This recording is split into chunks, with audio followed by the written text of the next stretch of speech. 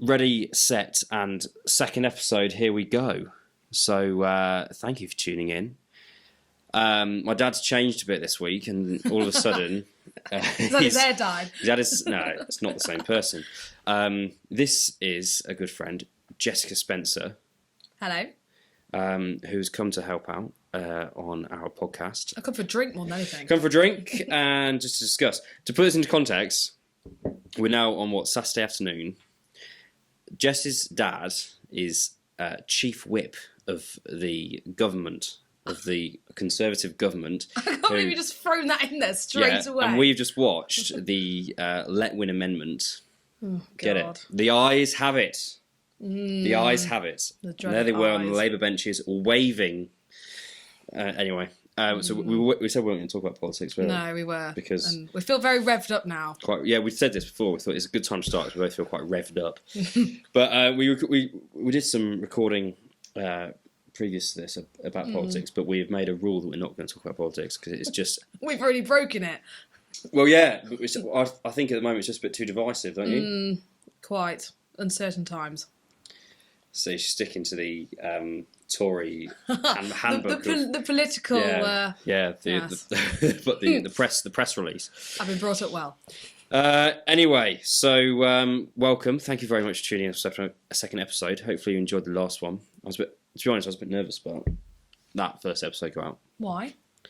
Well, it's just something new, isn't it? And you're always a bit sceptical, especially when our podcast is quite radical. In our industry, we call it our industry.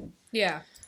It's quite radical, and I was quite nervous about the response, but all three viewers found it okay. Fantastic. So me, you, and your dad all think it's brilliant. We didn't have three viewers. I think it's on something like 103, 104 views now. That's wicked. For your first episode, for a small, it's not too bad, is it? And hopefully we've got more. Hopefully you're a new viewer, yeah, which would be nice. But yeah, so I'm keen to kick on and to get Jess more involved, which I am hoping. Well, not hoping, that's probably a bad way of putting it, but I think you've probably got more radical views on what things we're going to talk about and kind of things that relate to Goose Co. Mm-hmm. Because you're at uni. Yeah, I'm at agricultural uni. Or food and farming uni. Food and farming uni, yeah, which is, I think, a better turn of phrase. Which is yeah. So we've got a lot to get through in our second episode. So we're going to talk about the British Farming Awards, which happened this week. Which I was there on Thursday night. Well, absolutely. So what better opportunity to talk about it? I've got a bit of beef. No pun intended. Yeah. Okay. Not beef. Not. I suppose that's a bad turn of phrase, but I think it's worth discussing, worth debating about. What it is. And then we're going to talk about kind of our weeks, and I've had a bit of a cock up this week, so we're going to go through that. And it's not a bit of a cock, it's a real bad major cock up, an expensive cock up. Something that you've learnt from.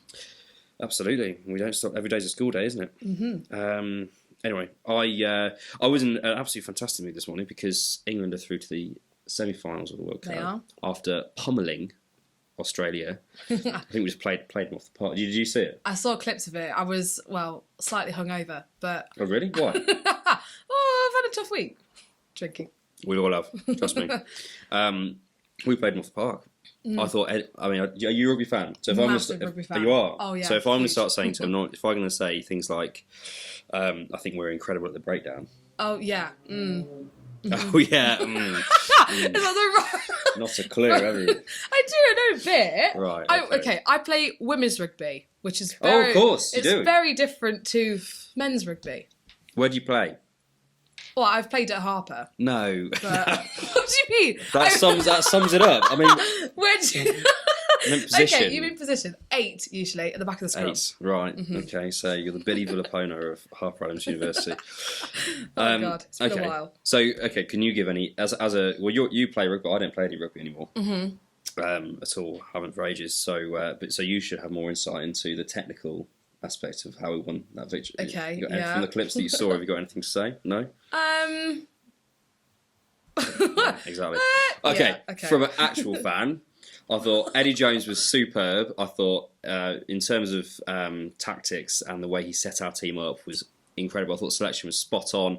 And I think we just played Australia off the park. And when we were up against it, early second half when we conceded that try, to come back then, and all of a sudden, bang bang, out of the game. So I thought that was fantastic. Of course, that sets up a semi-final against the All Blacks, who have just destroyed Ireland, which is unfortunate for Ireland because 18 months ago, 2 years ago, they were absolutely brilliant. They were top of the world, beating the All Blacks and everything, which is tough on them. But there you go. All that needs to happen is the Welsh need to go out tomorrow, and then it'll be a perfect weekend. No, that's something I do agree with. There we go. Never mind. Well, apologies to all Welsh supporters out there, Welsh fans. We wish you all the best of luck against France tomorrow. Anyway, let's talk about these farming awards then. Hey. Yeah, let's. Fuzzy night. Well, give us an overview of what they are. Mm-hmm. Tell our customer what they are and etc. So, the British Farming Awards, something set up by Farmers Guardian, sponsored by Morrison's this year.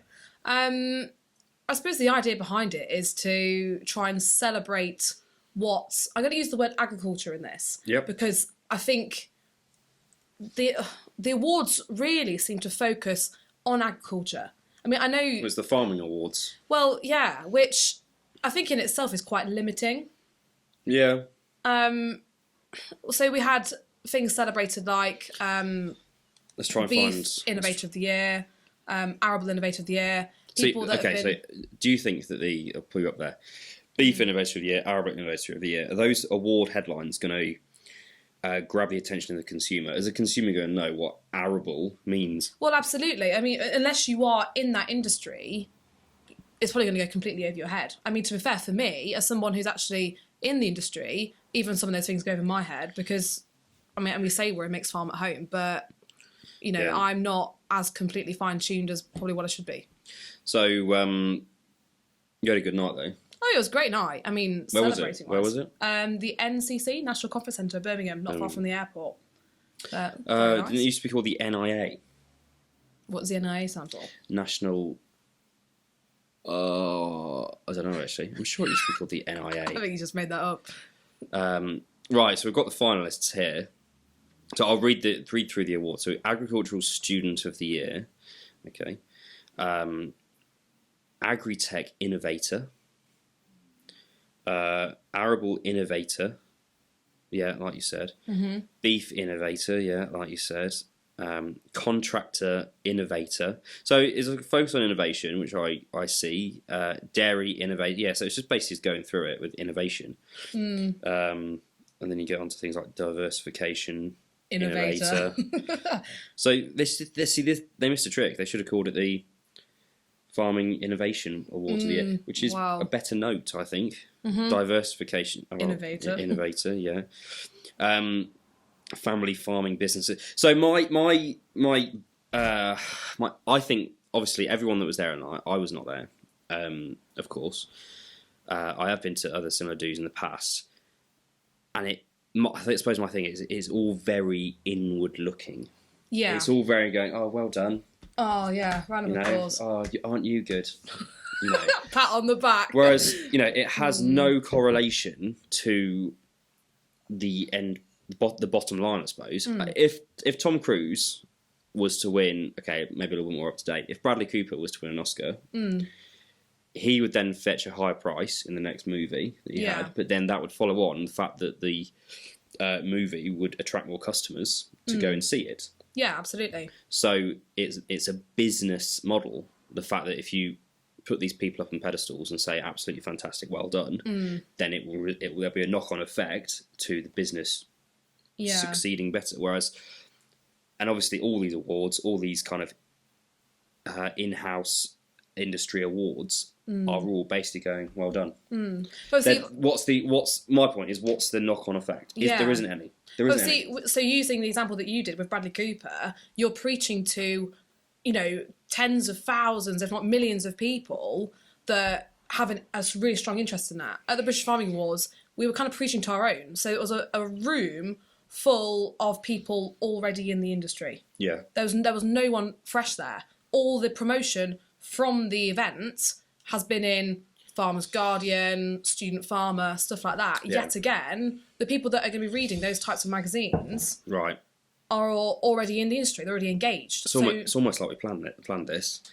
So I thought when I saw it on social media, and I thought, oh, fantastic, well done to everyone who won. I'm sure, and I genuinely mean this. I'm sure they are doing brilliant things. I'm sure the Beef Innovator of the Year is doing something completely over my head that I am not technically minded enough or educated to know about. Absolutely, round of applause. You know, they should be praised and should be awarded. That's absolutely fine. Yeah. But my issue is that there's no one managing the link to the end product. So I get this every week, which is, or every month, whenever it's on. I gotta go and get it. So this is the October 2019 edition of the BBC Good Food magazine, right?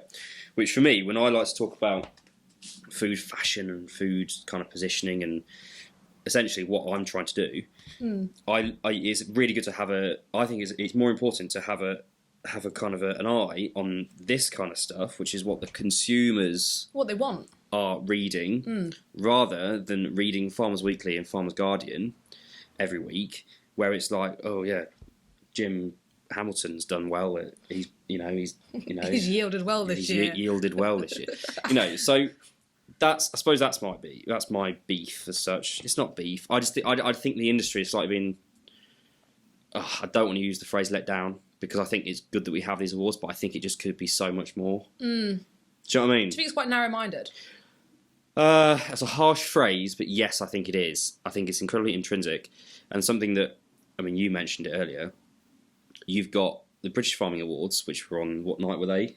That was a Thursday. The Thursday. And then you had the one prior to that, which was the... Yeah, we had Farmers Weekly Awards a couple of weeks ago. Farmers Weekly Awards. So you've got farmers... So for those of you who don't know your agricultural and farming magazines, you have the Farmers Weekly, which is probably it's fair to say, a bigger magazine. Yeah. Well, it's more of a magazine. Farmers Guardian's more of a newspaper, I suppose. Yeah. So you've got these two kind of commercial magazines, and they've got their own. Each of them got their own award system. So you've got what do the Farmers Weekly call them? Farmers Weekly Awards. So you've got two British Farming Awards going at each other. What's the point? Apart from Farmers Guardian going, yeah, we got 300 more views on YouTube. What's the point? If they are doing it for the benefit of the industry, why not everyone unite together? I say that lightly. Then what's the point of having two? Surely the quality of the awards would be better if you had one, and they would then have the kind of potential to go out and have more of an impact on the end product, which is the consumer. I'll put it into this. It's like, okay, let's take another industry, construction.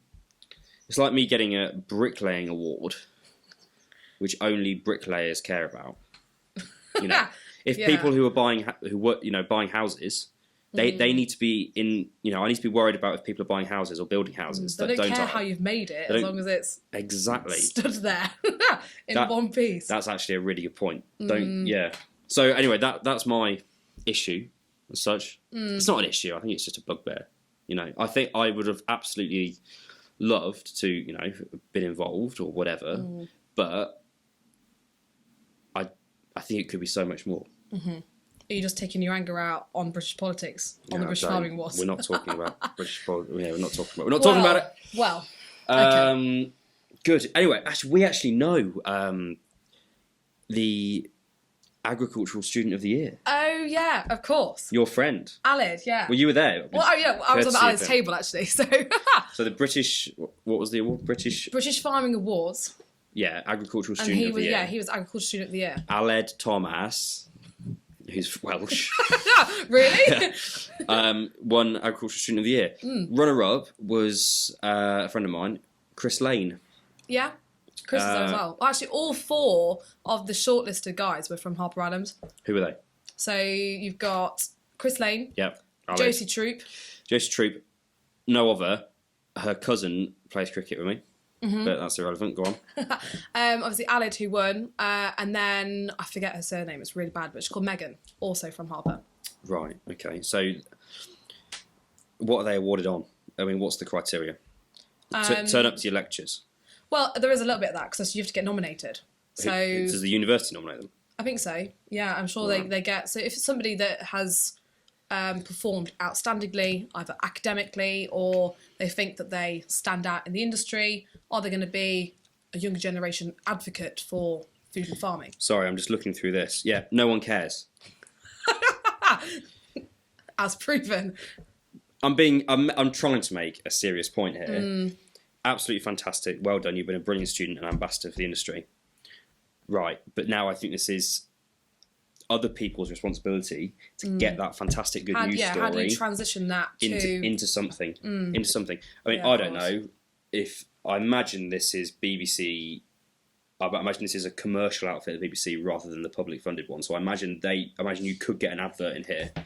Well, you can because there are adverts in here. So why, we need to get a page in here and say, well done, Khalid. You made some fantastic breakthroughs with, the production of lamb this year. Here's a nice little paragraph to tell the consumer that there's not that link. It's far too cozy, and that's my opinion anyway. I mean, again, if you're out there screaming at me saying you're an idiot because you don't understand, you don't see this and this and this, then fair enough. I would love to be proved wrong. So please comment and get in touch. I completely understand Fred's point. It's because we're trying to bridge between every section of the food chain. Yeah. So, and I feel like the Food and Farming Awards was quite ring-fenced in that it's agriculture. FaceTime him. Get Alid on FaceTime. Shall we see if he's here? Right, let's have a chat with him. And do a screen record. Let's have a look. Okay. So I knew Alid because he was part of the student union when I was president there, which was a while ago. Here we go. Do you think he'll pick up? Let's hope so. Tell him that we're live if he answers. Do not swear. Yeah. If he's not available, then this will all be cut out. Alid! Alid! Hello, Frederick. How are you? I can't see you. Unpause your screen. Can we have 5 minutes of your time? Are we recording? I don't know. Yeah. Fab. Sorry, mate. How does it feel to be Agriculture Student of the Year? It feels really good because I didn't think that when I first started Harper that I was going to like it at all and that I would actually make it through the first term and manage it to do 4 years and getting this award was something I never thought would ever happen, so it feels really good. Mate, can you tilt the camera towards you or get in shot? That's it. Well done. So those you had a good night, and what do you think those awards mean in terms of the industry? What's it going to bring? Well, I think that agriculture as an industry is battered down and down every day in the news and everything. So I think awards like that showing the best of British is really good. Yeah, but who's looking at the awards apart from farmers? Who's looking at the award? Who knows that you're Agriculture Student of the Year that's not a farmer? I don't know. That's a good question. I'm hoping people who read the Farmer's Guardian will know. Alan, do you think that's quite bad though? Because we're all food advocates, we are ultimately trying to promote the food and drink industry. The fact that we're not preaching to the people that are consumers in that industry, how does that make you feel? Well, it's heavily promoted by Morrison, so I'd like to think that they're going to have to do some promotion on it. Yep. Whether that happens or not, I'm not sure, but I haven't seen any other promotion out of the Farmer's Guardian than the previous winners. Right. Well, we'll tag Morrison's in this video and see what happens. Oh God, no. All right, mate. Well, thank you for your time and have a good day. Thank you very much for having me. No problem. Mate. We'll speak to you soon. Bye. Bye. Brilliant. Yeah. So we'll catch up with him at some point. It'd be good to get him on the show. Actually. Yeah, get him in here. He's a bit of a character. We should get. Actually, it'd be nice to get both Chris and Alid on and get their opinions because both of them, I imagine, will have pretty good opinions on what's going on with that industry and stuff. Yeah, definitely. They're good advocates. Sorry for the alcoholism in this video, but it is a Saturday afternoon and I've had a crap week. Well, why? Why has your week been crap? and an expensive cock up. In Oh. the grand scheme of things, it's not expensive, but it's just it's a waste of money, which to a young business, a waste of money Yeah, is really, really frustrating because everything, no matter what anyone says, funds and income stream in your first few years of running a business is one of the most vital things.